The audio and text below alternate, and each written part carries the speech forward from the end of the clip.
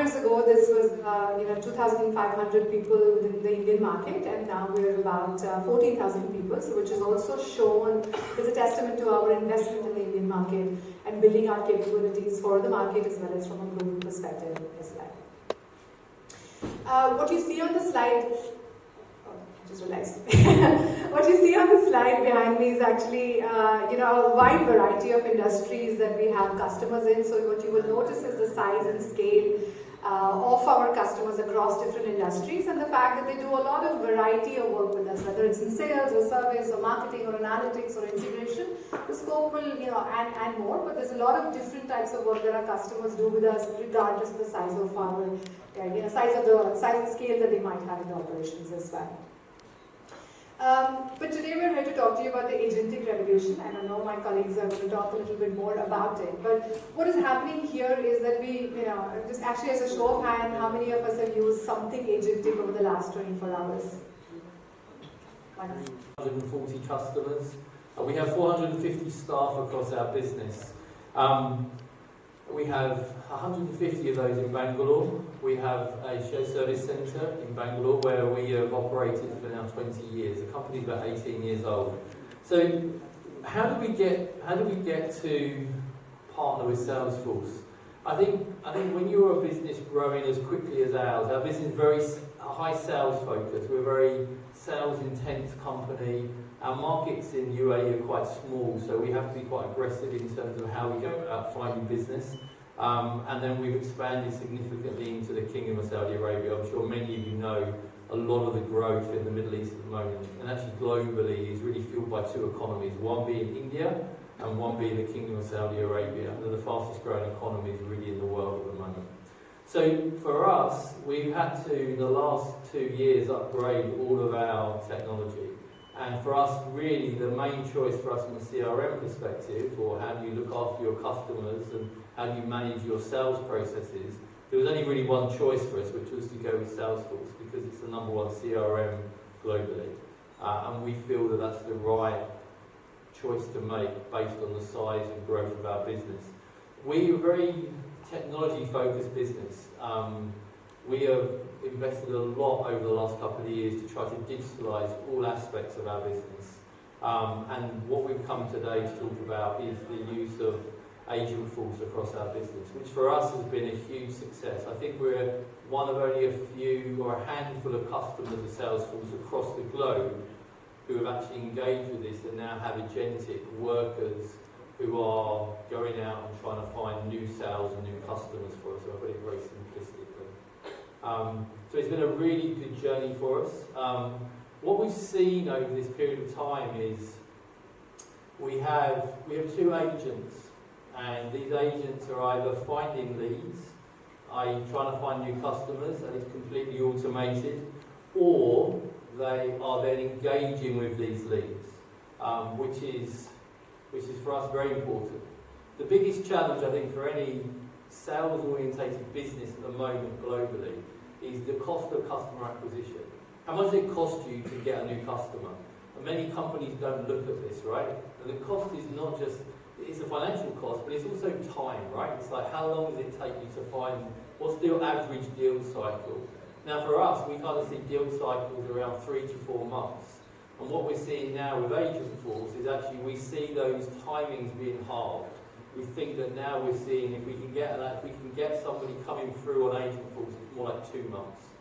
So we've seen some really good stats here in our business, which is, for instance, the response rate. Most of you will get cold emails, right? You'll get emails from people trying to sell you stuff. What do you do with that? Most people just delete it, right? But what we're seeing now with Agentforce is that customers will engage with it. Okay, so they'll get an email from us saying we'd like to talk to you about our business. Very friendly email. But we don't hide the fact that this is from an agent. It actually, in the signature, it says it's an agent. So doing what are the conversations it's having in the sort of sidebar of the Salesforce screen. So it's very powerful, it's very open. So I don't feel that we have any challenges. We did a lot of testing, so we did a lot of UAT, we did a lot of making sure that this would work. Because, again, reputation-wise for us, UAE is a small market, Saudi is a small market, as compared to say India, right? So we had a lot of testing, and we made sure that we had to get that right. And you know, touch wood, we've had absolutely no issues so far. The agents got a bit awry, but they haven't. But it's not a problem. It's just sometimes you have failures in how it operates. But it's been very positive so far. Hi, this question is for Richard. So, Task is an Indian company and you're operating in GCC, and India being the powerhouse for manpower. So, I'm curious to know, why aren't you operating in India? What are your plans for India? Okay, so thank you for that.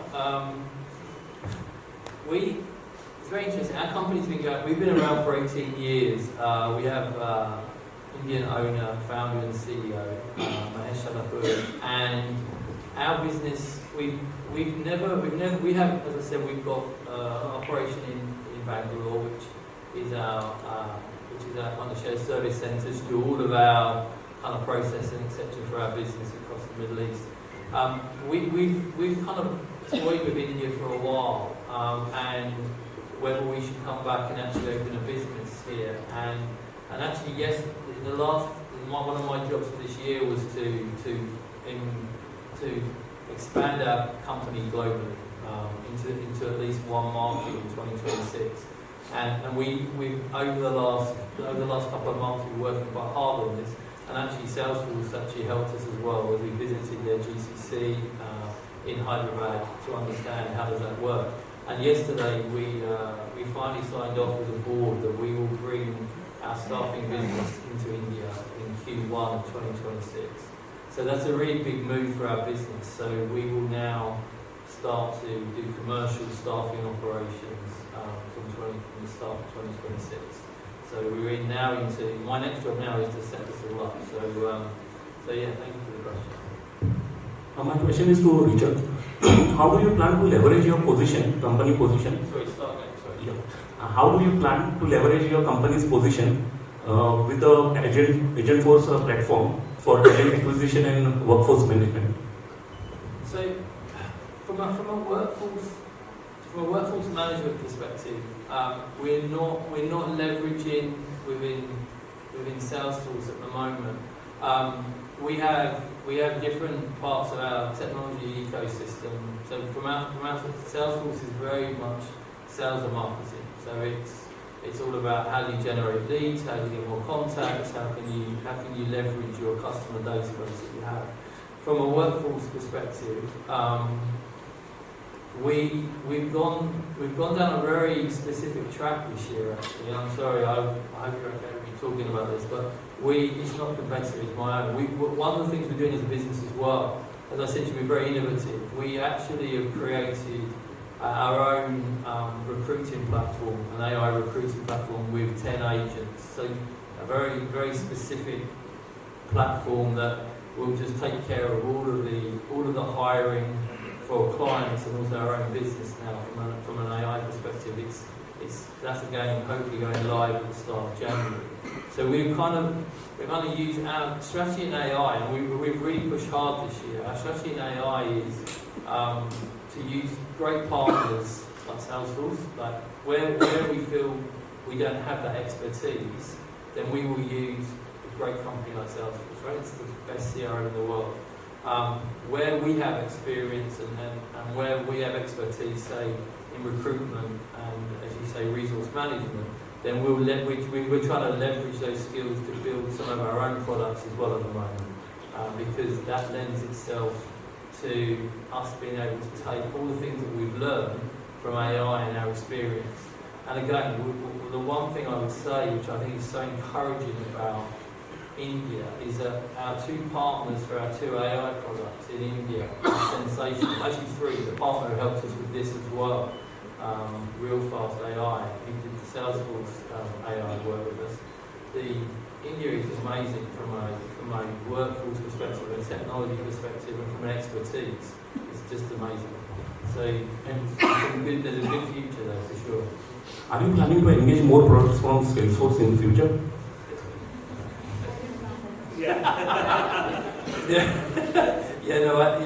I think, yes, we are. I mean, I think the key, I think the question the young lady said over here, which was, what do you expect revenue-wise, right?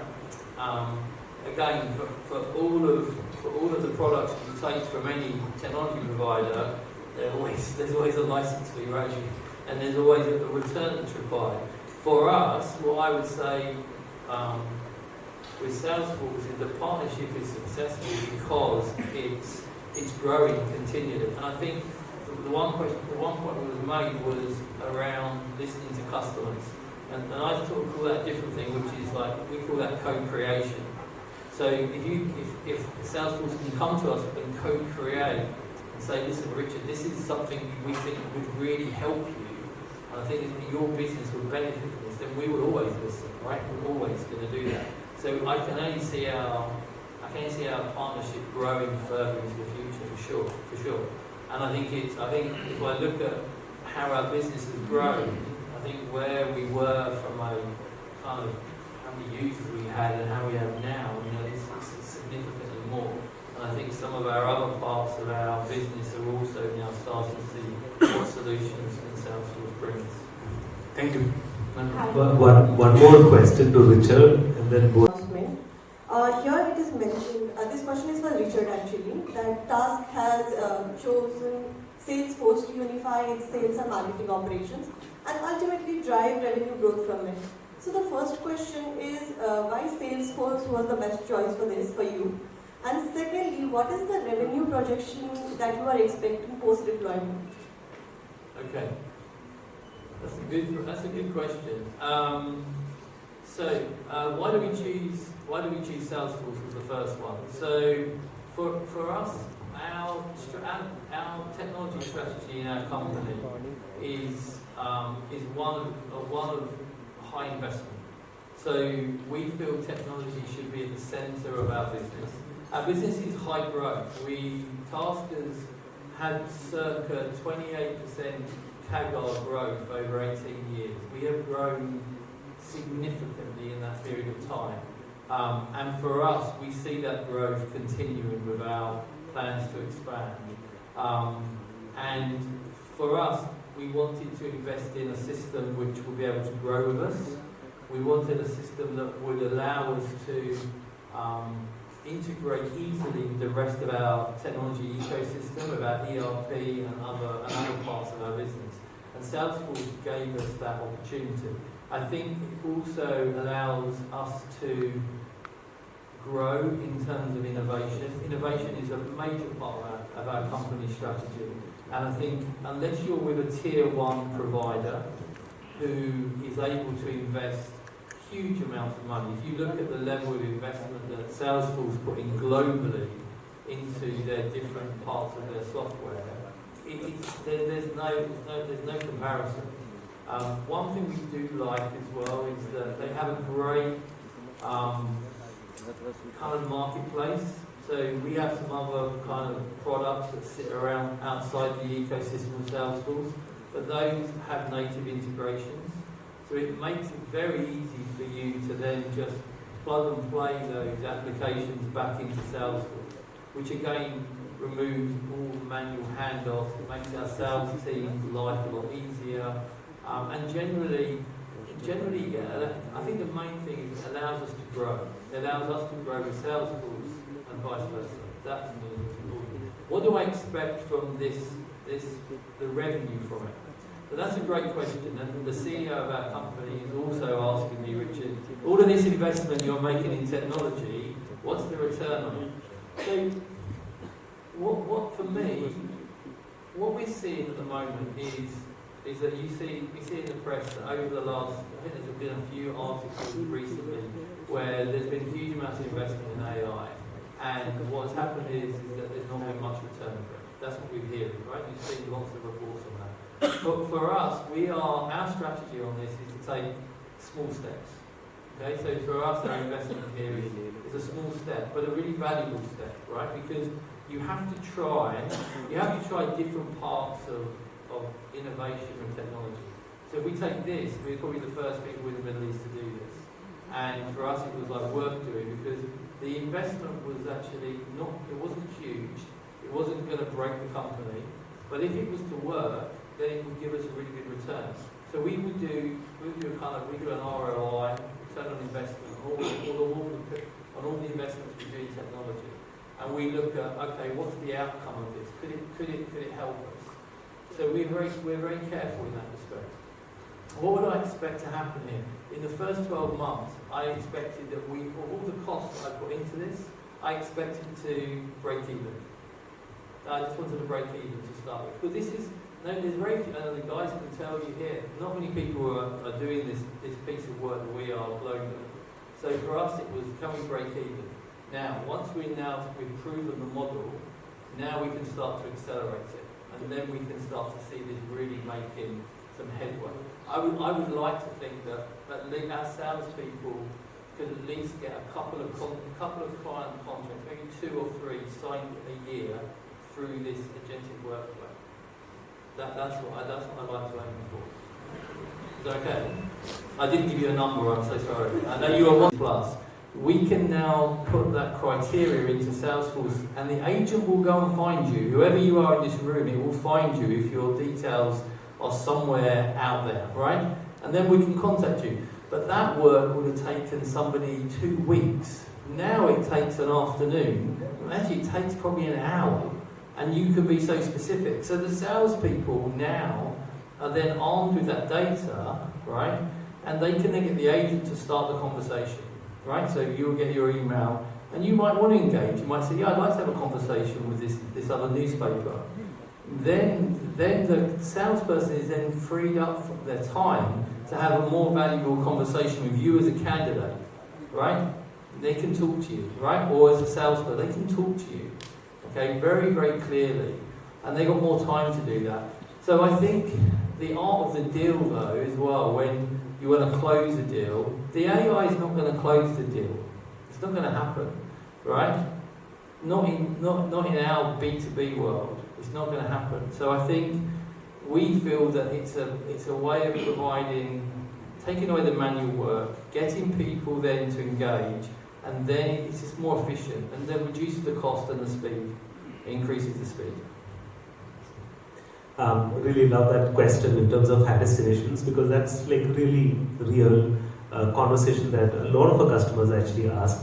And that is why, like, when you have the Agentforce 360 platform, where we start out with the very basic needs of trust, which is the access to the data, making sure that the data that you're accessing is what you have actually access control over, right? And then to kind of make sure that you give the observability for the outputs that the AI actually generates, right? Because it is important, right? Like if, let's say, a regulator asks a financial organization 6 months later saying, why did you actually give this particular offer to the customer through your AI bot?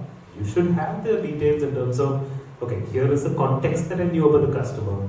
Here was our product marketing brochures that we used at that point of time. So that observability, the traceability is extremely important. And this is how we actually ensure that the explainability of what an AI is really put in place. This then builds trust, right, with both the customers as well as their end users. Can I just add on? That's a really good point, because in the solution we have, the conversations with the potential client is all visible to everybody in the company. So you can see how the AI agent is interfacing with the potential client. You can see the email, you can see the communication. Anytime the contact wants to jump out of that conversation in email and speak to somebody, it's instantaneous. So I think what Salesforce has done a good job of is really making that visibility there. And you've got an audit trail as well. So if something does go wrong, you can go back and you can see that audit trail, and you can investigate it. And that allows you to improve the interaction with the agent as well. So it's a really neat solution. It's very visible, it's very open, it's very transparent. So yeah, it's good. Hello, good afternoon. Hello. Oh, okay, over here. Mr. Richard, first of all, congratulations for the strategy. So you're right. The adoption of AI tools is not easy. you're absolutely correct. People are scared, and people also maybe see that will this be the end of my role, right? That's what they see. People are scared. So we in our business, we see adoption. We don't just have AI in this from a Salesforce perspective. We have it also from other areas of our business as well. And adoption is not as good as it could be. So it's about encouraging. It's also about reassuring. I think when you see adoption increase is when, so for instance, one guy in our business yesterday signed a contract which was a result of this product. It was the first one we've actually fully signed, which for us was a great result, right? So it means that actually we've paid for the investment, which is really important. But what it then shows is his colleagues go, oh wow, this guy has done it, so I must follow suit. So we train people. We also reassure people. But what we hope they do is they see it as another, I call it an arrow in your quiver, right? It's another tool that you have to make more sales in our perspective. For us, it's not about do we remove people from our processes. It's actually, can we get them to do more, right? Can they earn more? In some areas of the business, there probably will be, AI will impact, and there will be impact on jobs. There's no doubt in that. I think what we've got to do as organisations is see, okay, can we redeploy those people? Can they be, as you said, be trained? Can they be reassigned into a different role where we've given them the opportunity to actually have those skills? So I think there's a win-win for everybody. But I think in some pockets there will be reductions in the workforce for sure. But it's how do we train and how do we bring those people into different roles? I'll add a perspective on change. We all live in the world today where change is so constant. In fact, I think the pace of change is not going to be slow again. Right? Whether it was cloud or mobile, every time there has been technology evolution, there's always that reluctance or there's always a skepticism of what that change is going to mean and how that change is going to be perceived. And I think we're going through that revolution phase today. It's not just an incremental change of technology. It certainly feels like this is a new way for us to have humans and agents in doing so many other things. We spoke about recruitment. I know I spoke to you about how we are using it on our own pipeline management or website, or the use cases are consistently evolving. But I would say that we're living in an era where learning and therefore adapting has become table stakes for everybody. Everybody in the room, we're all going to have to experiment and we're all going to have to learn technology as well. And Salesforce actually is pioneering the focus on AI upskilling as well. We've committed to $310 million globally for AI upskilling. And a lot of, so if you, I definitely encourage all of you to look at Trailhead as well. It's a learning platform that everybody should be leveraging on what's new and So for us, making sure that we are not just talking about what is coming in a product suite, but also making sure that we have future-ready skill available in the market, that we're making sure that we're also focused on AI upskilling during the focus. So specifically within my organizations, what we've actually seen is we've now used AI to automate a lot of the mundane tasks. As an example, so within the solution engineering team, we do a lot of research on customers, their financial statements, their analyst presentation. A lot of those tasks used to take a few hours at least in a day. And now the team is able to use AI to actually accelerate a lot of those insights, because of which now the team has become a lot more effective in the way they actually talk to our customers. So what we are actually seeing is a big shift from doing mundane tasks to a lot of the focus being on the relationship and adding value to the conversation. Hi, good afternoon. This is Supriya here from Negative Media. Hi, Richard. Hello. Richard, firstly, congratulations on this collaboration with Salesforce, right? It's great that it's helped you improve the efficiency of your salespeople. However, I'd like to understand how, would you say, do you see AI agents becoming the primary sales engine over the upcoming years? And Deepak, I have a question for you as well. Agentic AI has the access to the data of the company, right? And that's how they function efficiently. How real would you say are concerns that they would be able to influence or manipulate customers? A great question, and you're right. What we've seen from data perspective is that 95% of the projects that people were doing are not making it into production. And people feel free to add more to it. But a lot of it, I think, when a new technology like Agentforce came in, a lot of it was experimentation. A lot of our customers were doing it themselves, figuring things out, bringing their own models, bringing their own. So it was very DIY model, and there was almost a rush to get, there was almost a rush to try it out.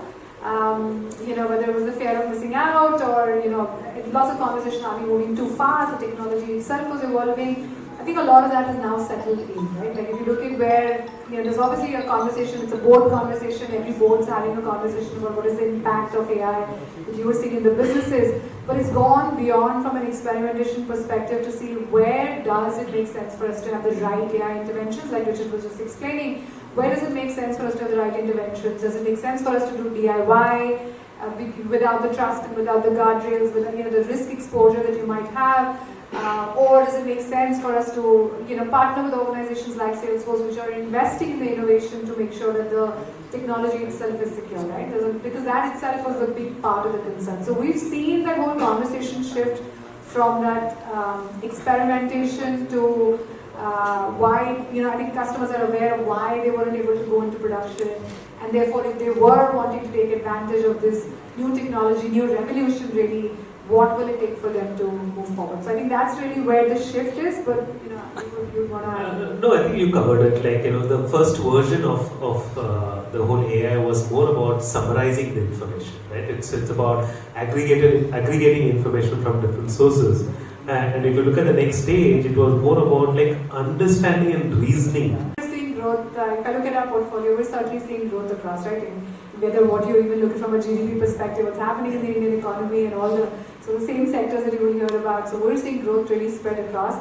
I think the appetite for agentic interventions is also real because the use cases will vary with, as an example, for recruitment will be different than financial services versus a retail consumer good or a bank or a pharma. The use cases will vary, but we're seeing a really interesting uptake of technology and overall agentic. So it's difficult for me to pick one. Thank you very much.